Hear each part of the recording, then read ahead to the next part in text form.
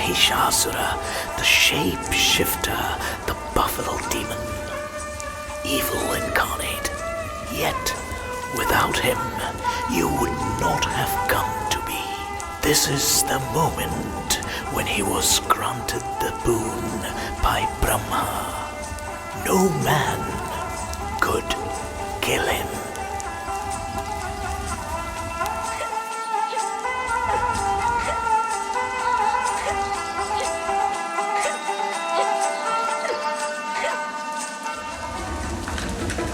And here Mahishasura seized the heavens, unkillable, defeating and driving out all the devas and even Indra himself.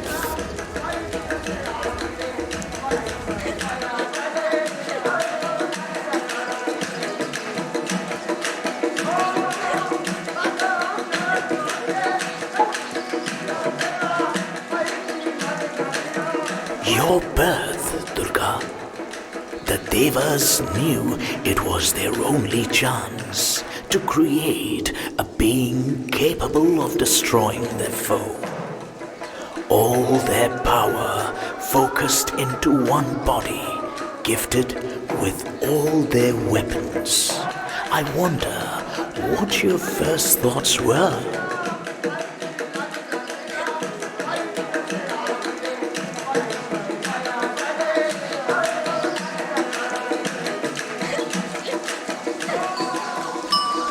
Forced him back.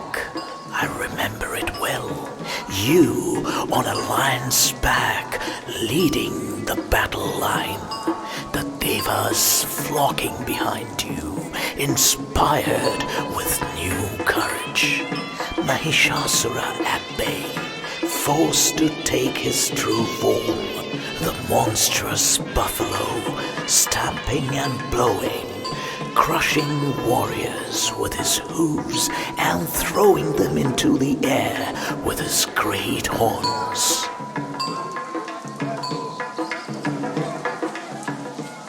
The killing blow struck with the trishul in your hand.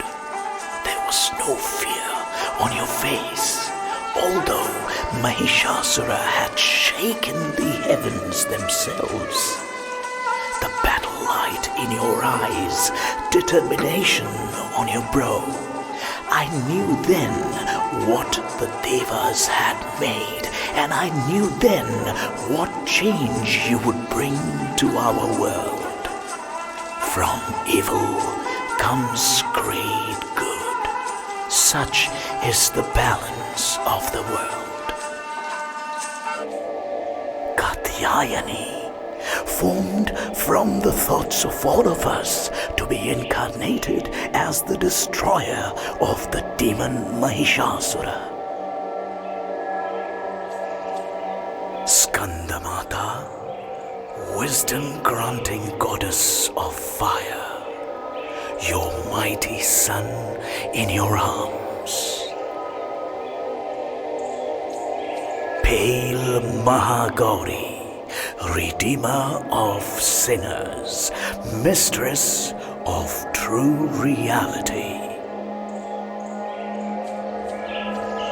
Ferocious Kalaratri, deadly warrior, slayer of demons and death of time itself.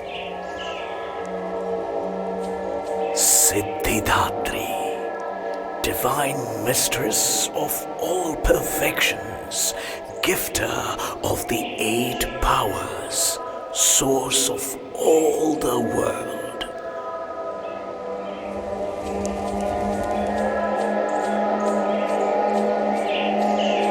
Radiant Kushmanda, great creator, who made the word with just the flash of your smile. Golden Chandraghanta, great warrior against demonkind, your third eye, always watchful. Brahmacharini, before you were wed to Shiva, you went to live in the mountains, to fast and to pray, and he could not help but fall for your devotion. Shailaputri, how I remember that day when you stepped into the fire, and then your rebirth as Parvati, daughter of the mountain. All nature is yours, and all our powers rest within you. Ah, see, they have depicted Shakti's first address to us. I still hear her words echo, even now. I am Adi Parashakti.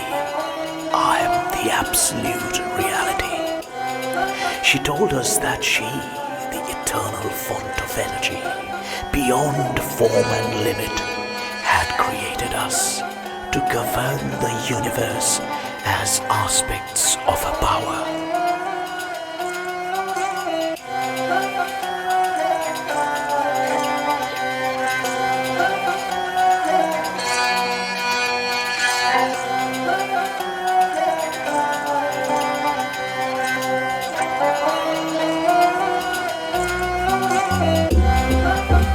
To Brahma, she gave the role of creator and set the wise Saraswati, the primeval sound, as his consort. Together, they would create the universe.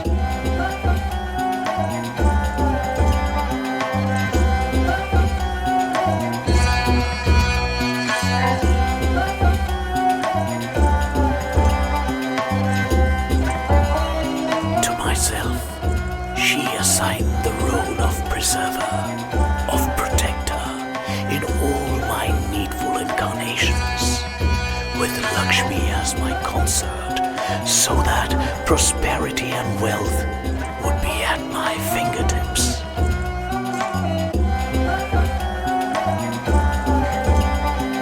Rudra would become the Lord of Time, both destroyer and regenerator of the universe, and would grow to surpass all Shakti's other forms.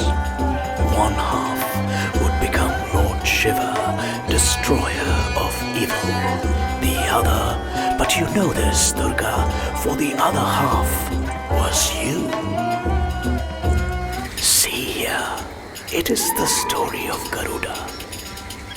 There were two sisters, Kadru and Vinita, the most dear of wives of Maharishi Kashyap. He granted each a boon to show his affection. Kadru asked to become the mother of 1,000 sons. Vinita asked for just one son, but that he must be more powerful than the 1,000 sons of Kadru. Blessed by the Maharshi, Kadru gave birth to 1,000 eggs. Vinita gave birth to only 2 eggs. With time, Kadru's eggs began to hatch. Inside each one was a coiling snake.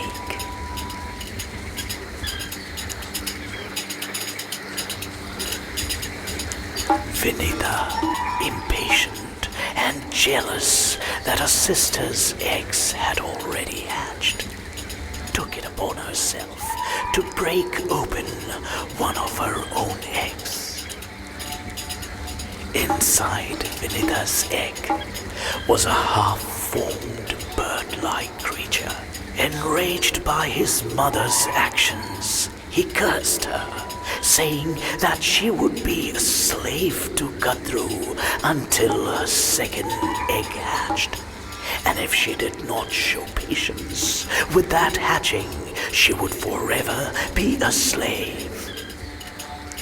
And so, Under the curse of a half-formed offspring, and through the machinations of Kadru and her Naga children, Vinita became a slave to her sister.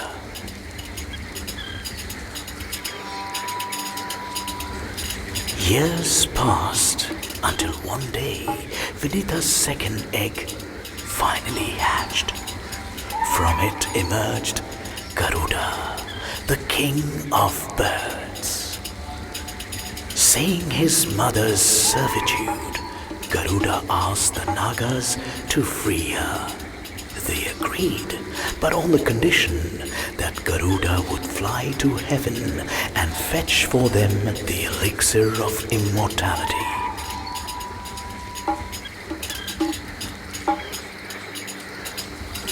Garuda, for his mother's sake, flew to the heaven of the Devas.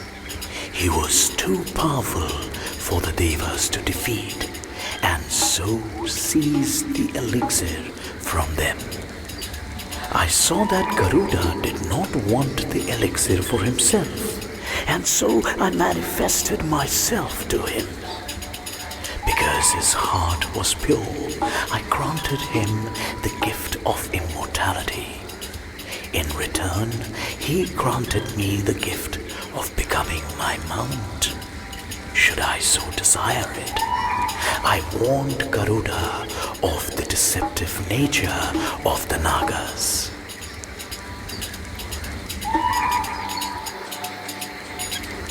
So Garuda returned to the Nagas with the elixir, but tricked them, telling them that it could only be consumed after they had purified themselves in the holy river.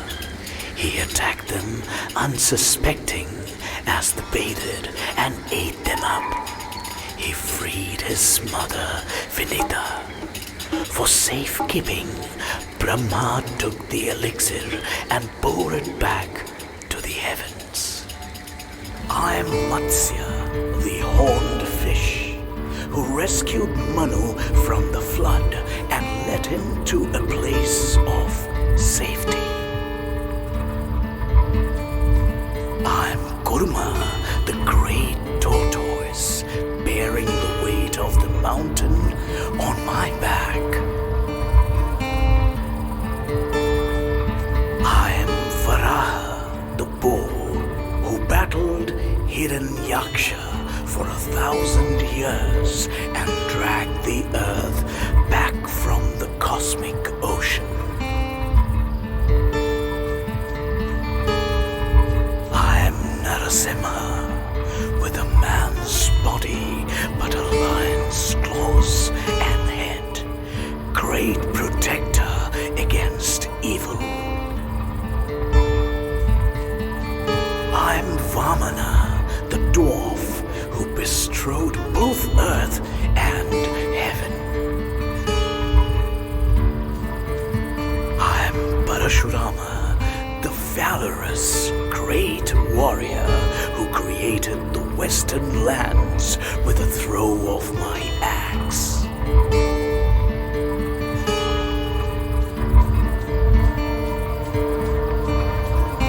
I'm Kalki, rider with a sword of flame, who destroys the evil and ends the cycle of darkness. I'm Krishna, the herder, the most compassionate, who steered Arjuna's chariot and guided his thoughts. I'm Rama, exiled prince, who rescued Sita from the demon Ravana and returned home in glory.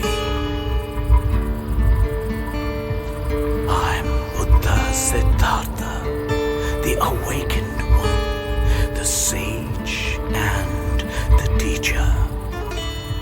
It is the birth of Piplar, an aspect of Lord Shiva. When Piplar was just a young boy, his father Dadichi gave his own bones in sacrifice to the Devas to defeat the Asuras. Piplad asked the Devas why his family should suffer such bad fortune, and they told him it was simply due to the alignment of the planets.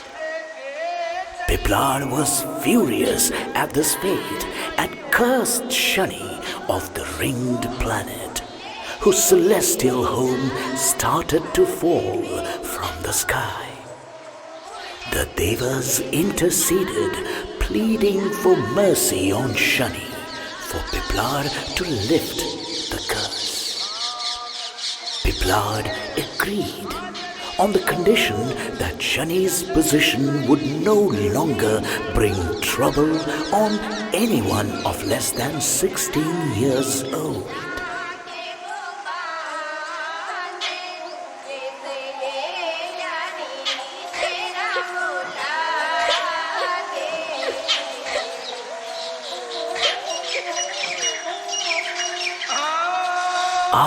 This is the marriage of Shiva to Sati, which angered Sati's father Daksha greatly. Daksha snubbed the girl and insulted Shiva in public. Sati was unable to bear it and threw herself into the sacrificial fire. Shiva fell into a great rage and pulled a lock of hair from his brow, lashing the ground with it. And there sprang up Virabhadra, fierce warrior of Shiva, who destroyed Daksha and extinguished his fire. Even I could not stop him.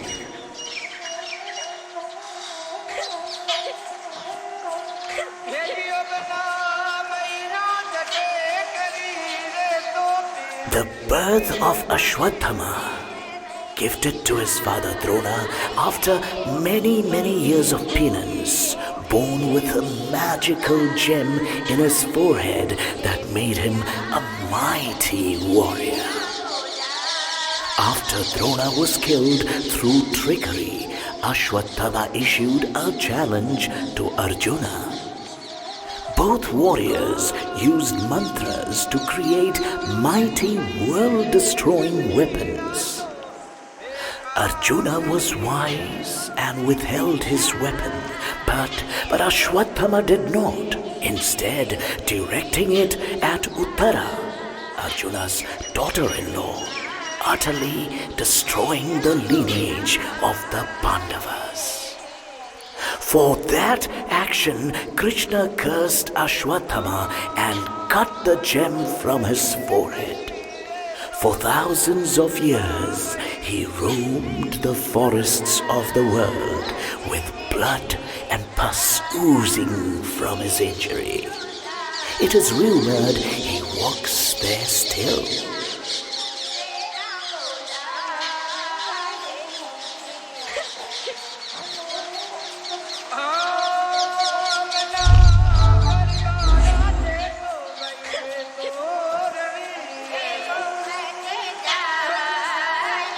There was a time when I was to take from upon the earth as Rama. Lord Shiva was greatly pleased and wished to travel with my avatar in my journey to aid me. But Parvati begged him to stay with her. There was a devoted king, Kesari, of the monkey people, who prayed to Shiva for a child. And so, as a means to assist me, and as boon to Kesari, Shiva was born as Kesari's son and became Hanuman, who was helper to my Rama.